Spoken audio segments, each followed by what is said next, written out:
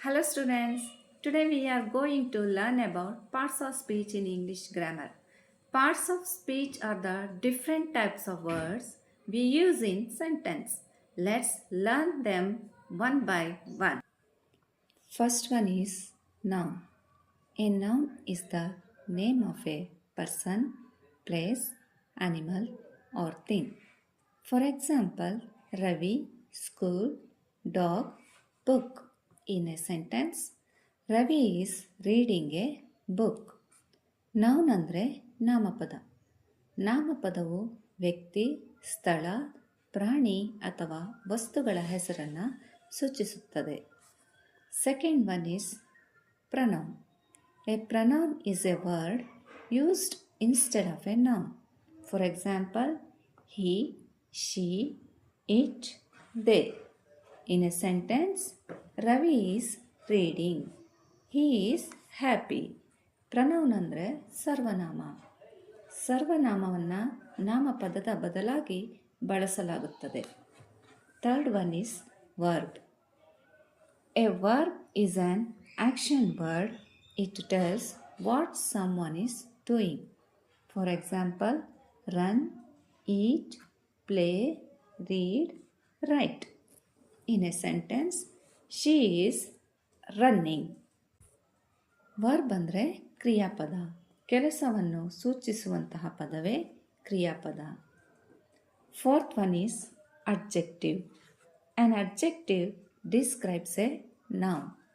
For example, big, small, happy, red. In a sentence, it is a big house. Adjective ಅಂದರೆ ಗುಣವಾಚಕ. ಇದು ನಾಮಪದ ಅಥವಾ ಸರ್ವನಾಮವನ್ನು ವಿವರಿಸುತ್ತದೆ. Fifth one is adverb. An adverb describes a verb. It tells how, when or where. For example, quickly, slowly, yesterday, happily. In a sentence, he runs quickly. Adverb ಅಂದರೆ ಕ್ರಿಯಾವಿಶೇಷಣ. ಇದು ಕ್ರಿಯಾಪದವನ್ನು ವಿವರಿಸುತ್ತದೆ. Sixth one is preposition. A preposition shows position or place. For example, in, on, under, between. In a sentence, the book is on the table. Preposition ಅಂದರೆ ಸಂಬಂಧ ಸೂಚಕಾವ್ಯಯ ಅಂತ ಕರೀತಾರೆ. ಇದು ನಾಮಪದಗಳ ಸ್ಥಾನ ಅಥವಾ ಸ್ಥಳವನ್ನು ಸೂಚಿಸುತ್ತದೆ. Seventh one is conjunction. A conjunction joins words or sentences.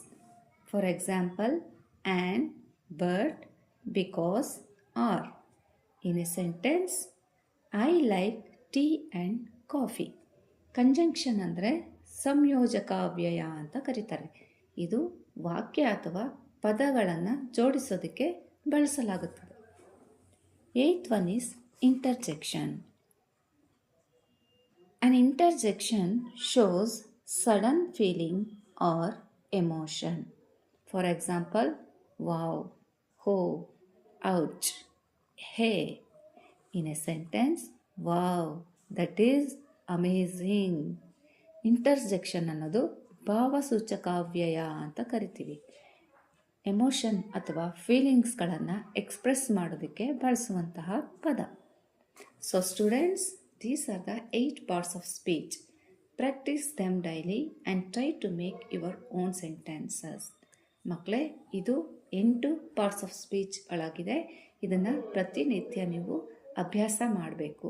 ಪ್ರತಿನಿತ್ಯ ನಿಮ್ಮ ವಾಕ್ಯಗಳಲ್ಲಿ ಮಾಡಿ ಇದನ್ನು ಅಭ್ಯಾಸ ಮಾಡಿ. Thank you.